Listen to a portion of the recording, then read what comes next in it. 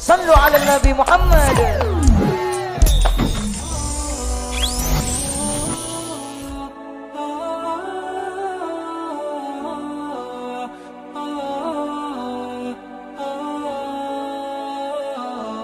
Assalamualaikum warahmatullahi wabarakatuh.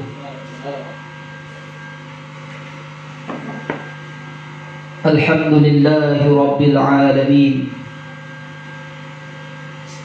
Lahun ni'matu wa lahul fadlu wa lahus sana'ul hasan. Salawatullahil barrir rahim wal malaikatil muqarrabin ala sayyidina Muhammadin Tahal Amin wa ala alihi wa ashabihi ajma'in. Allahumma la sahla illa ma ja'altahu sahla wa anta ya hayyu ya qayyum taj'alul hazna idha syi'ta sahla. Allahumma rzuqna al-ikhlasa fin niyyati wal qawli wal amal. Udzakiru nafsi wa iyyakum bi ikhlasin niyya lillah, li'anna an-nabiyya sallallahu alaihi wasallam qala innamal a'malu binniyat wa innama likulli imri'in ma nawa. Shadaqallahul azim. Shadaqal mursalin walhamdulillahi rabbil alamin.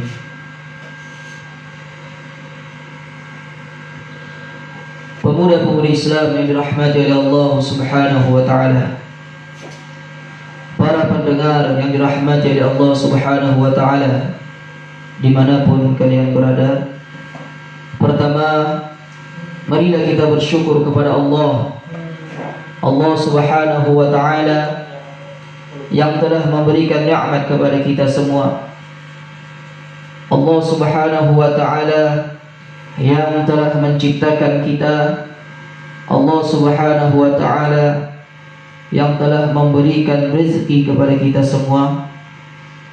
Kita sebagai hamba yang dhaif, hamba yang lemah, bersyukur atas nikmat yang diberikan oleh Allah Subhanahu wa ta'ala.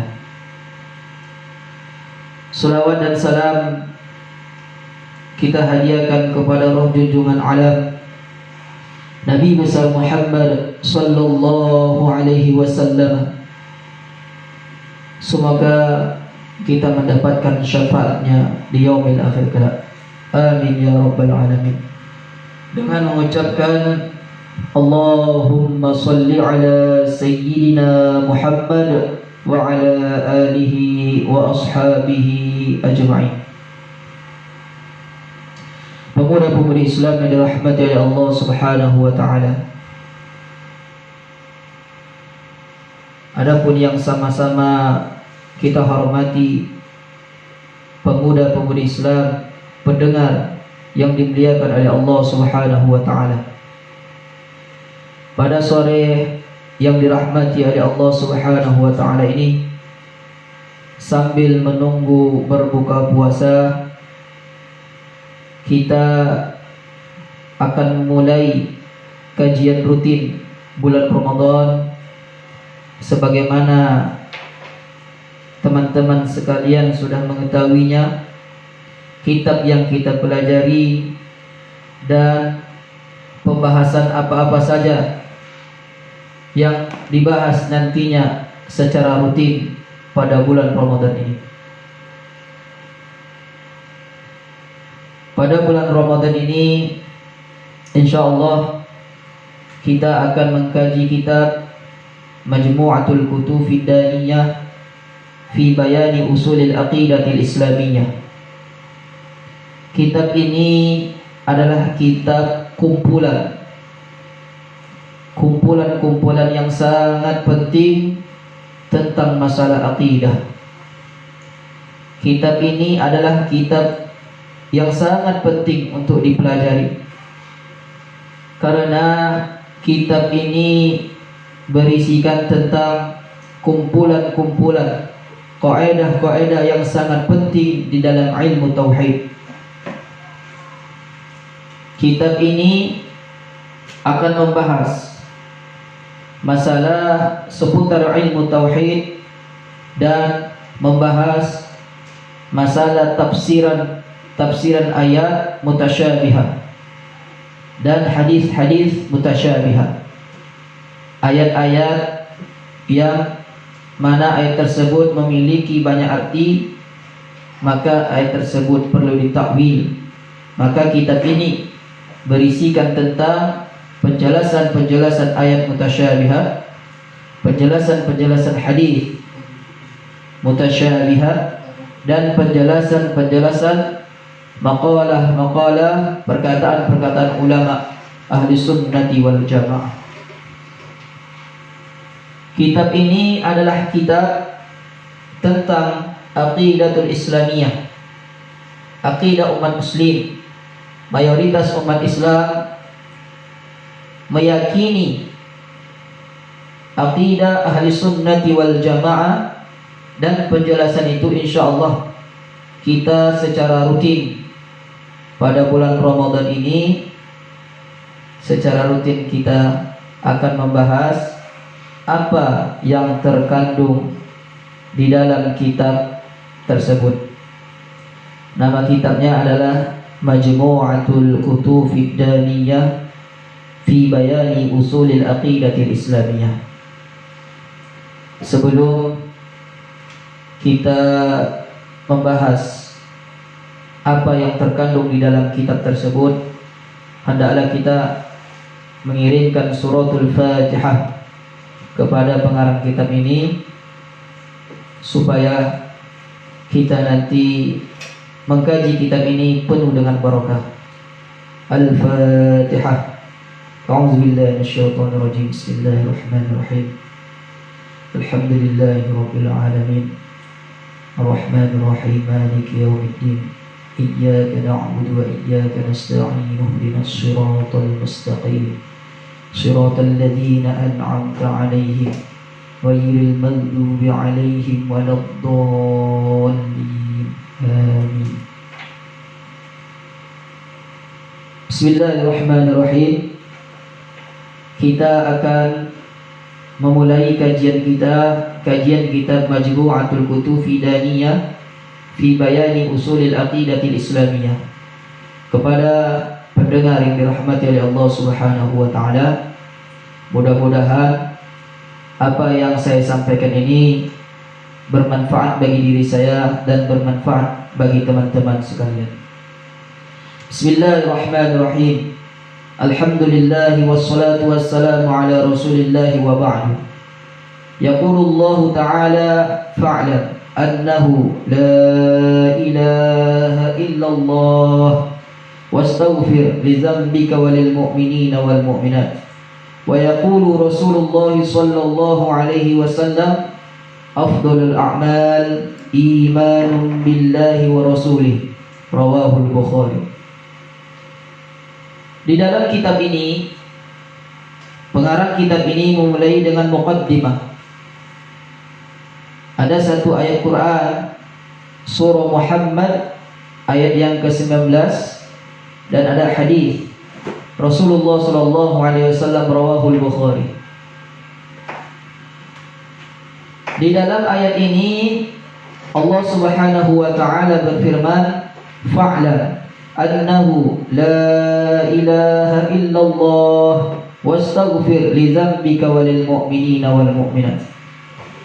Ketahuilah bahwasannya tiada Tuhan selain Allah, dan meminta ampunlah atas dosa engkau dan bagi orang mukmin dan mukminat. Dan ada hadis Rasulullah sallallahu alaihi wasallam bersabda, afdalul a'mal imanun billahi wa rasulih.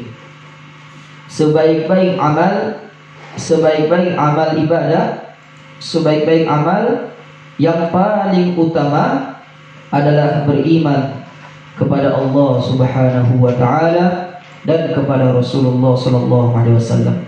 Rawahul Bukhari. Fahadhihi al-ayatul karimah wa hadha al-hadits asy-syarif yadullani ala anna afdalal a'mali ala al-itlaq al-imanu billahi wa rasulih. Al-imanu billahi wa rasulih. Firman Allah Subhanahu wa taala yang saya bacakan tadi dan hadis Rasulullah sallallahu alaihi wasallam rawahul Bukhari yang saya bacakan tadi, ini adalah menunjukkan bahwasannya amal yang paling utama secara mutlak itu adalah beriman kepada Allah Subhanahu wa taala dan beriman kepada Rasulullah sallallahu alaihi wasallam. Wa anna afdalal ulum huwa ilmu tauhid li'annahu yata'allaqu bi asyrafil ma'lumati allati hiya ma'rifatullahi wa rasulih sallallahu alaihi wasallam. Karena sesungguhnya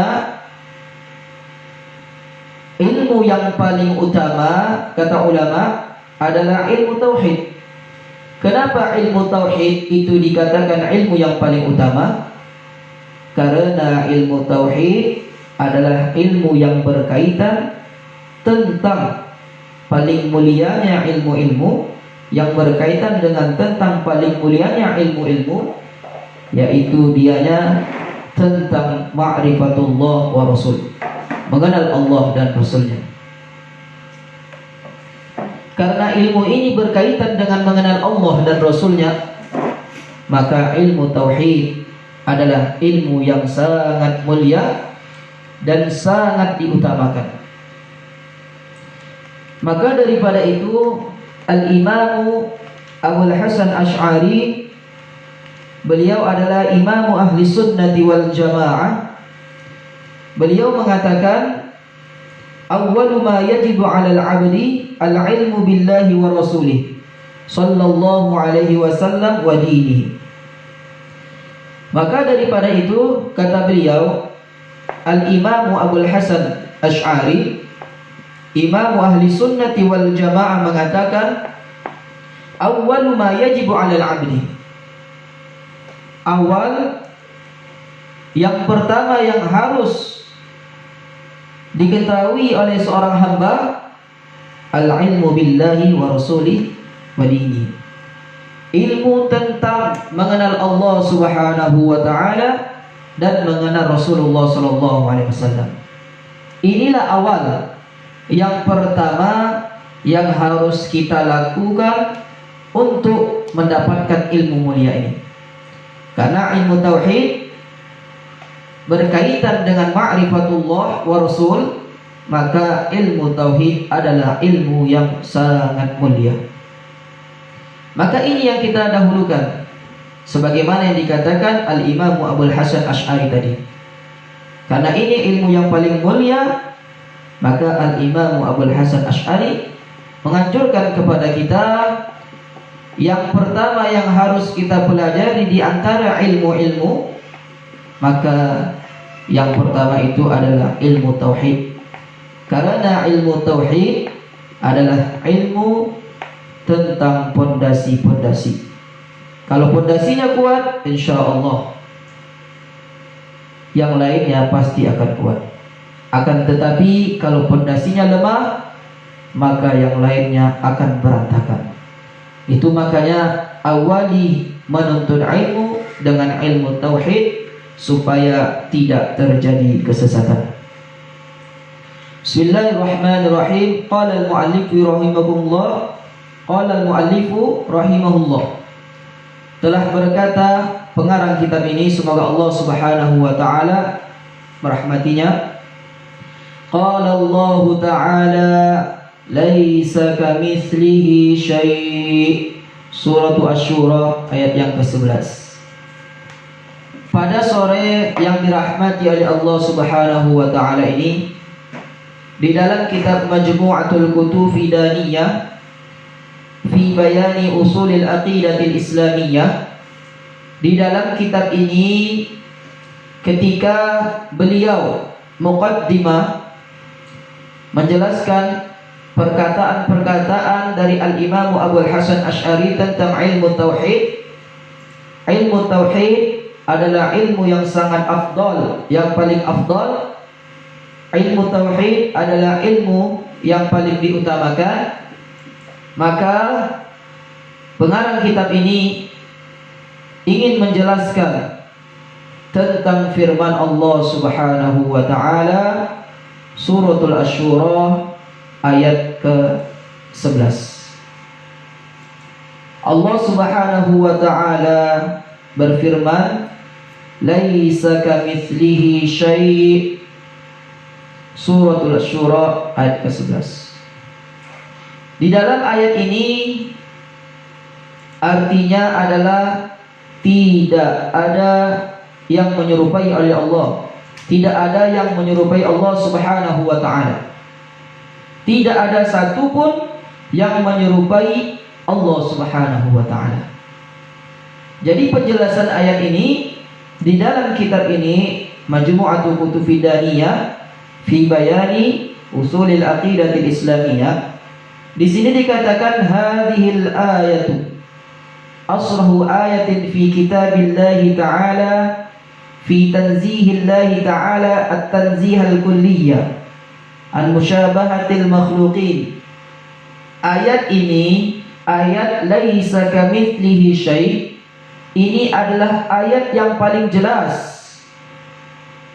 di dalam firman Allah Subhanahu wa taala tentang mensucikan Allah Subhanahu wa taala, kesucian yang sangat sempurna dari penyerupaan makhluknya.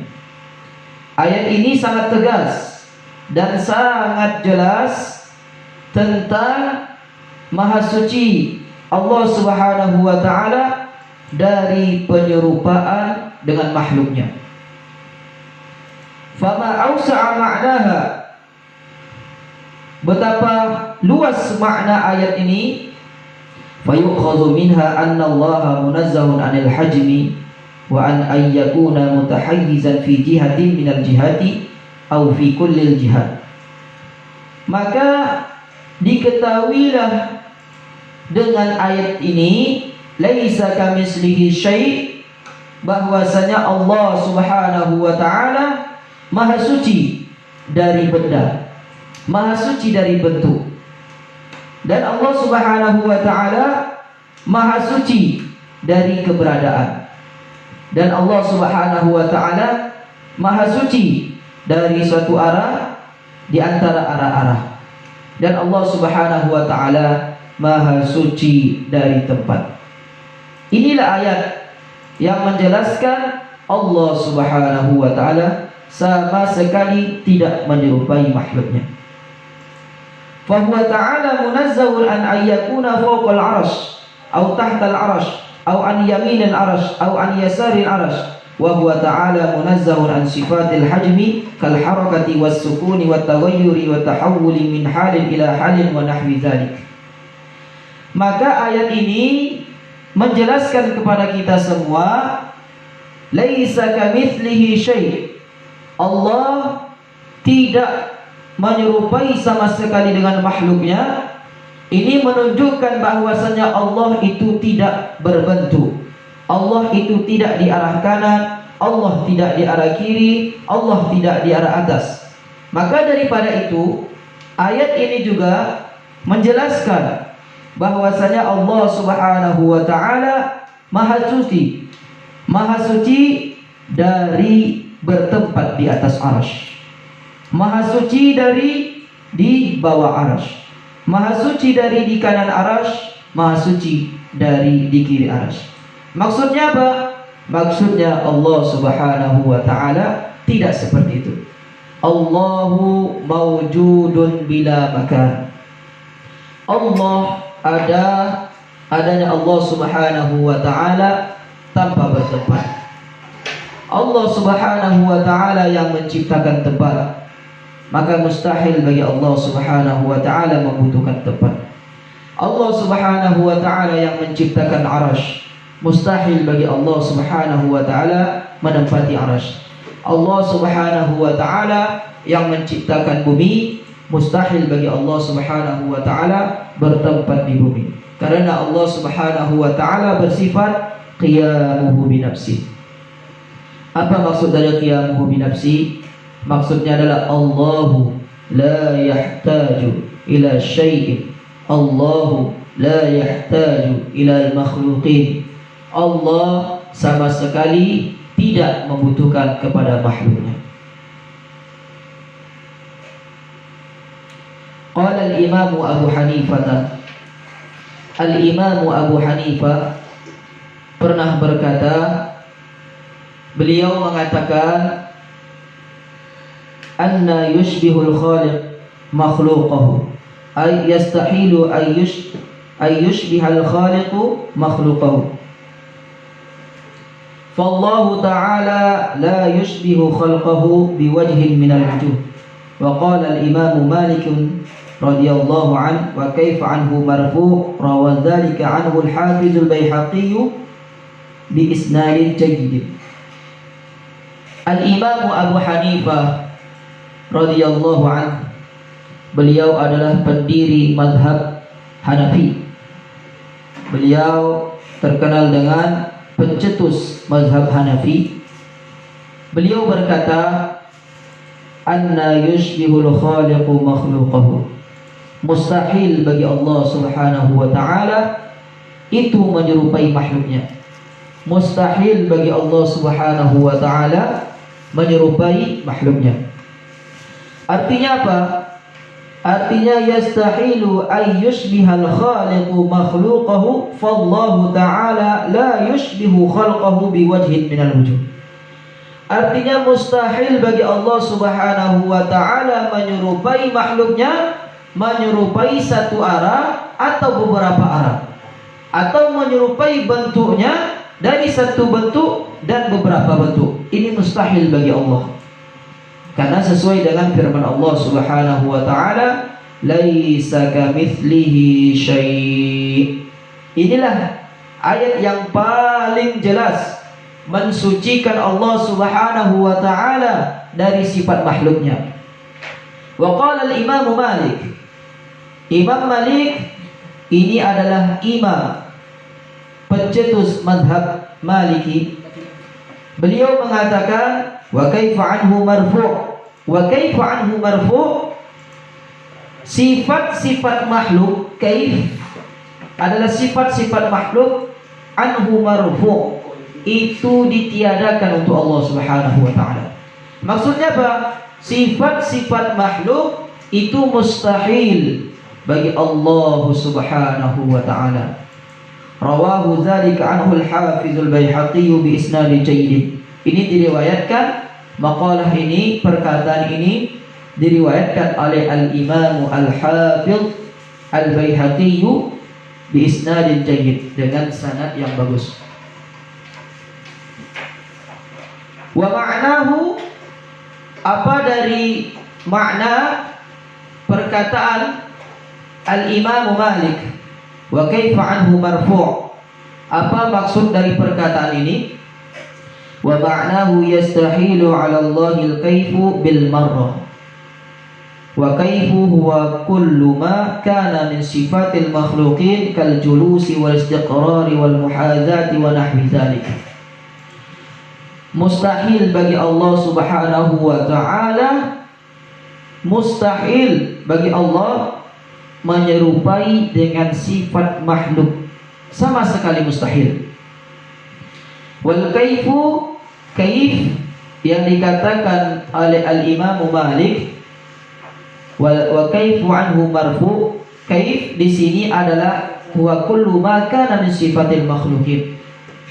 Dianya tiap-tiap sesuatu yang ada dari sifat-sifat makhluk, itulah dinamakan kaif. Seperti apa? Seperti kal julus, seperti duduk, wal istiqrar, menetap, wal muhadza, sejajar, wa nahwi dzalika, dan semisal itu. Ini adalah sifat makhluk. Duduk,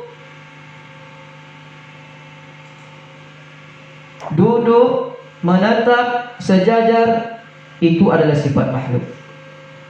Maka daripada itu, wahai teman-teman sekalian, dari ayat ini, laisa kamitslihi syai'un, ini adalah jelas bagi kita semua, Allah Subhanahu wa ta'ala maha suci dari sifat-sifat makhluknya.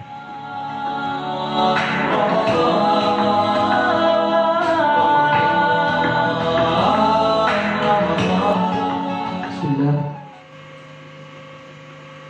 Jadi yang dikatakan dari firman Allah Subhanahu wa taala, laisa kamitslihi syai', kesimpulannya adalah Allahu la yushbihu syai'an minal makhluqin. Allahu la yushbihu syai'an minal makhluqin. Allah tidak menyerupai sesuatu apapun dari makhluknya. Ini jelas bantahan bagi orang yang mengatakan Allah serupa dengan makhluk. Bantahan bagi orang yang mengatakan Allah duduk, akan tetapi duduknya tidak seperti makhluk, wal'iyadzubillah. Ini adalah keyakinan sesat dan menyesatkan.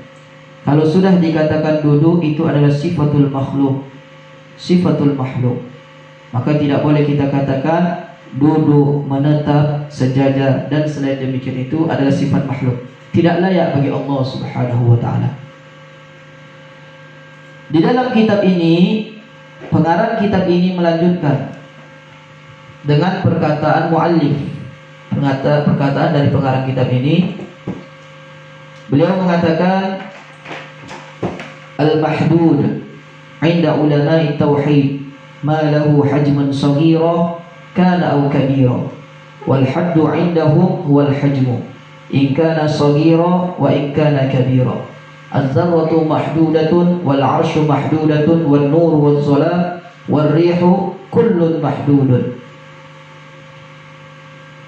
Telah berkata pengarang kitab ini, al-mahdud, mahdud ukuran inda ulama tauhid, menurut ulama tauhid adalah ma lahu hajmun saghira kana au kabira, benda yang memiliki ukuran kecil atau besar, benda yang kecil atau besar. Wal haddu indahu wal hajmu, dan ukuran tersebut, batasan tersebut menurut ulama tauhid adalah hajm, benda. Setiap yang memiliki ukuran pasti benda. Setiap yang memiliki ukuran pasti makhluk. In kana saghiran wa in kana kabiran. Ada kalanya ukuran tersebut kecil dan ada kalanya ukuran tersebut besar. Setiap yang memiliki ukuran pasti makhluk. Az-zarratu mahdudatun. Zarrah itu makhluk yang paling kecil yang bisa dilihat oleh mata, itu pun memiliki ukuran. Wal 'arsyu mahdudun. Arash itu adalah makhluk Allah Subhanahu wa ta'ala yang paling besar dalam segi ukuran, namanya arash. Itu juga memiliki ukuran. Wan nur waz zalam war rih, cahaya, kegelapan, angin, kullun mahdudun, itu semuanya memiliki ukuran. Jadi setiap yang memiliki ukuran pasti makhluk.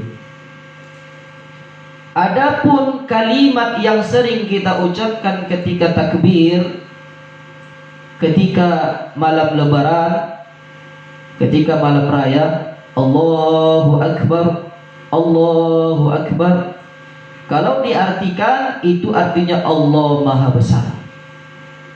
Perlu diketahui, Maha Besar di sini maksudnya bukan ukuran Allah, bukan ukuran zat Allah. Karena setiap yang memiliki ukuran itu makhluk. Maksud dari Allahu Akbar, Allah Maha Besar. Akbar di sini maksudnya keagungan Allah yang sangat besar, bukan zatnya Allah. Keagungan Allah Subhanahu wa ta'ala yang maha besar, bukan zat Allah. Karena setiap yang memiliki ukuran pasti dikatakan makhluk Allah Subhanahu wa ta'ala. Penjelasan, qala Allah ta'ala, alhamdulillahilladzi khalaqas samawati wal ardh wa ja'ala adh-dhulumati wan nur. Segala puji bagi Allah Subhanahu wa taala yang menciptakan langit dan bumi.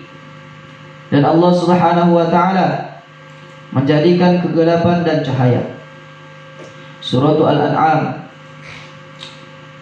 Zakarallahu ta'ala fi hadhil ayati as-samawat wal ard wa huma min al-'alam al-kasib wan nuri wal zulam wa huma min al-'alam al-latif liyubhimana annahu lam yakun fil azali syai'un min al-'alam al-kasib wala min al-'alam al-latif.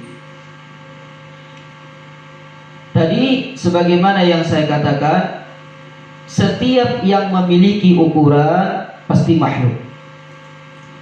Ada kalanya makhluk itu berukuran kecil dan ada kalanya makhluk itu berukuran besar. Intinya setiap yang memiliki ukuran pasti makhluk. Allah Subhanahu wa taala berfirman, Maha suci Allah, segala puji bagi Allah yang menciptakan langit dan bumi. Langit memiliki ukuran, maka langit makhluk. Bumi memiliki ukuran dan bumi juga makhluk. Wa ja'ala adh-dhulumati wan nur. Dan Allah Subhanahu wa taala menciptakan kegelapan dan cahaya. Kegelapan memiliki ukuran, maka kegelapan makhluk. Cahaya juga memiliki ukuran, maka cahaya makhluk. Kegelapan, bagaimana cara mengukur kegelapan? Kegelapan itu diukur sesuai dengan ukuran tempatnya. Apabila kegelapan tersebut di suatu ruangan, maka ukuran kegelapan itu sebesar ruangan tersebut. Apabila kegelapan itu di suatu kotak, maka ukuran kegelapan tersebut seukuran kotak tersebut. Begitu juga dengan cahaya.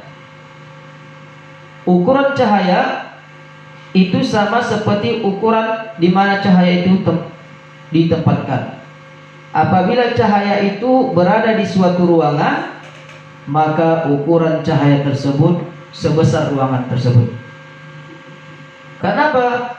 Karena setiap makhluk pasti memiliki ukuran. Maka daripada itu, wahai pemuda-pemudi Islam yang dirahmati oleh Allah Subhanahu wa taala, maka karena seluruh makhluk memiliki ukuran, setiap makhluk memiliki ukuran, maka tidak boleh kita katakan Allah memiliki ukuran. Karena Allah yang menciptakan ukuran tersebut, Allah tidak butuh kepada ukuran tersebut. Allah yang menciptakan benda, Allah tidak butuh kepada benda. Allah yang menciptakan benda yang paling kecil, Allah tidak butuh kepada benda tersebut. Allah yang menciptakan benda yang paling besar, Allah juga tidak butuh kepada benda tersebut. Maka daripada itu, inilah keyakinan akidah ahli sunnati wal jamaah, Asy'ariyah wal Maturidiyah. InsyaAllah pada pertemuan selanjutnya kita akan melanjutkan kajian kita, sambungan dari pembahasan ini, kitab Majmu'atul Kutub Fidaniyah fi Bayani Aqidatil Islamiyah, tentang masalah benda terbagi dua, yaitu ada namanya Al-Jismul Latif, ada namanya Al-Jismul Kasif. InsyaAllah pada pertemuan selanjutnya kita akan membahas permasalahan itu. Maka pada para pemuda-pemudi Islam yang dirahmati oleh Allah Subhanahu wa taala, pendengar yang dirahmati oleh Allah Subhanahu wa taala, mudah-mudahan apa yang saya sampaikan ini bermanfaat bagi kita semua.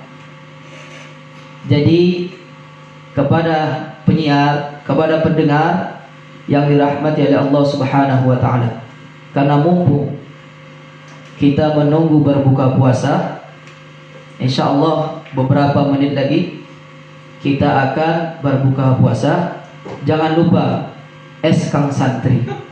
Es Kang Santri resepnya itu dengan sholawat. Jadi jangan lupa minum es Kang Santri dan jangan lupa berselawat kepada Rasulullah sallallahu alaihi wasallam. Assalamualaikum warahmatullahi wabarakatuh.